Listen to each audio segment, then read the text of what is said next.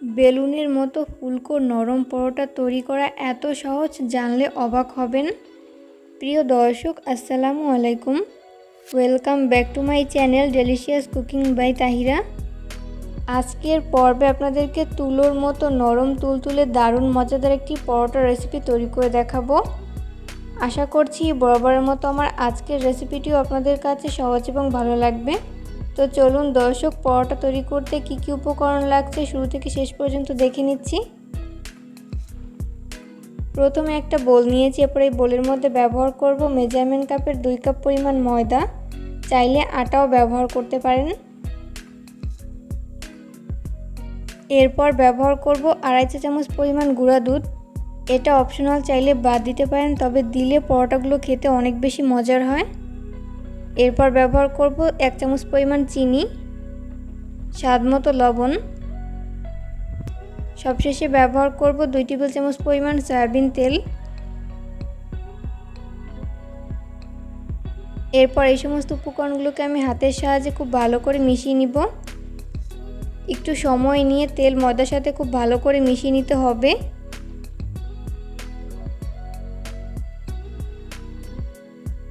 তো মেশাতে মেশাতে একটা পর্যায়ে দেখা যাবে যে এই মিশ্রণটি মুঠো করলে দলা পেকে আসছে আর চাপ দিলে ভেঙে যাচ্ছে। ওই পর্যায়ে বুঝতে হবে এখানে তেলের পরিমাণ ঠিক আছে।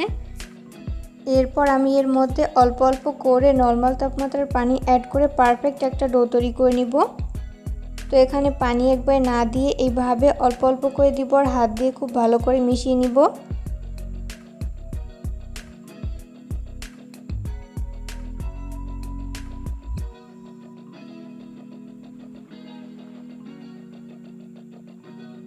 তো মেশাতে মেশাতে এরকম সফট একটা ডো তৈরি করে নেওয়া হয়েছে। আর এই মিশ্রণটি মাখাতে আমার 1 কাপের মতো পানি লেগেছে, আপনাদের কম বা বেশি লাগতে পারে। এরপর ঢাকনা লাগিয়ে আমি 10 মিনিটের জন্য রেস্টে রেখে দিব। এরই মাঝে মিশ্রণটি পুরোপুরি সেট হয়ে যাবে। 10 মিনিট পরে আমি ঢাকনা উঠিয়ে নিচ্ছি। এরপরে ময়দার মিশ্রণটিকে আমি আরও কিছুক্ষণের জন্য মথে নিব। যত ভালো মথা হবে পরোটার শেপগুলো ততই পারফেক্ট হবে, তাই একটু সময় নিয়ে ভালো করে মথে নিতে হবে। তো মথে নেওয়া হয়েছে, যে কয়টা পরোটা তৈরি করে নিব ওইভাবে ভাগ করে নিয়েছি। এরপর উপর থেকে আমি সামান্য পরিমাণ তেল ব্রাশ করে নিচ্ছি, এতে করে উপরের পাশটা আর ড্রাই হয়ে যাবে না।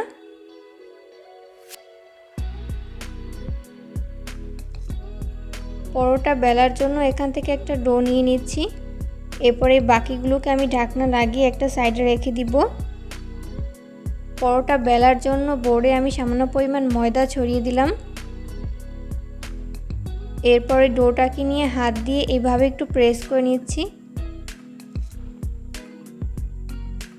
এরপর এপিট ওপিট ময়দা লাগিয়ে নিচ্ছি।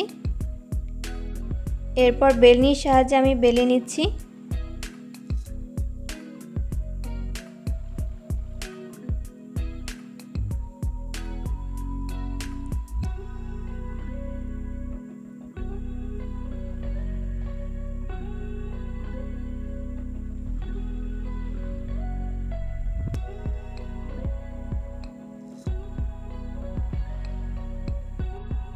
তো এই পর্যায়ে বেলে নেওয়া হয়েছে। এরপর আমি এর মধ্যে 1 চা চামচ পরিমাণ সয়াবিন তেল দিয়ে দিচ্ছি। এরপর হাত দিয়ে এইভাবে চারপাশে একটু ছড়িয়ে দিচ্ছি।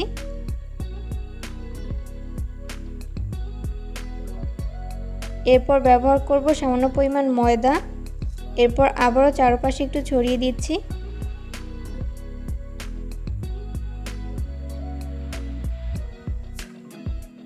তেল আর ময়দা ভালো করে মিশিয়ে নেওয়ার পর এইভাবে ভাঁজ দিয়ে নিচ্ছি। কাজটা আমি কিভাবে করছি সেটা আমার হাতের দিকে লক্ষ্য করলেই বুঝতে পারবেন।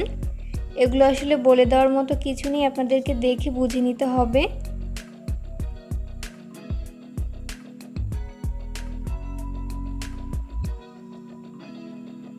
তো এই পর্যায়ে ভাঁজ দিয়ে নেওয়া হয়েছে।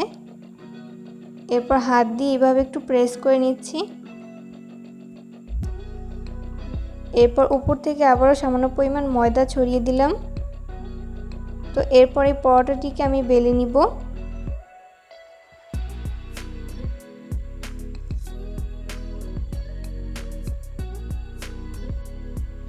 খুব বেশি পাতলা আবার খুব বেশি মোটা না, মিডিয়াম পুরুত্ব রেখে এই পরোটা বেলে নিতে হবে।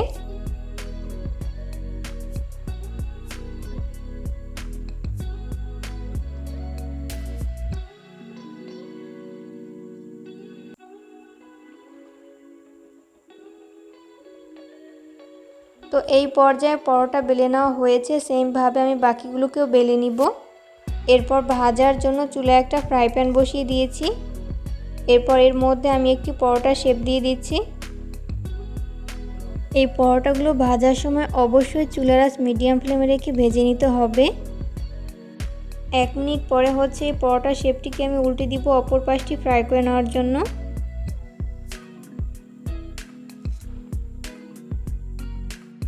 পরোটা ফ্রাই করতে করতে একটা পর্যায়ে দেখা যাবে যে এটা বালিশের মতো একদম ফুলকো হয়েছে।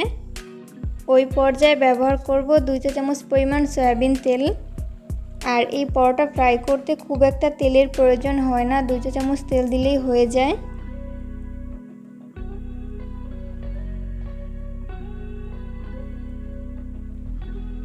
এরপর আমি উল্টে পাল্টে 2 পাশ খুব ভালো মতো ভেজে নিব।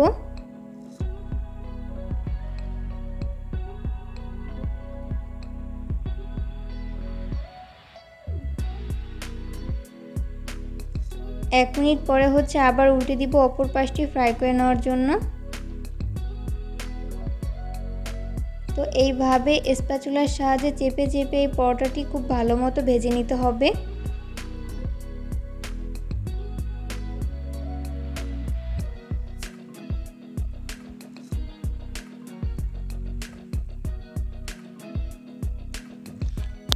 আর এই পরোটাটি ফ্রাই করার সময় অবশ্যই চুলার আঁচ মিডিয়াম ফ্লেমে রেখে ফ্রাই করে নিতে হবে, এতে করে 2 পাশ ভালো মতো কুকড হতে পারবে।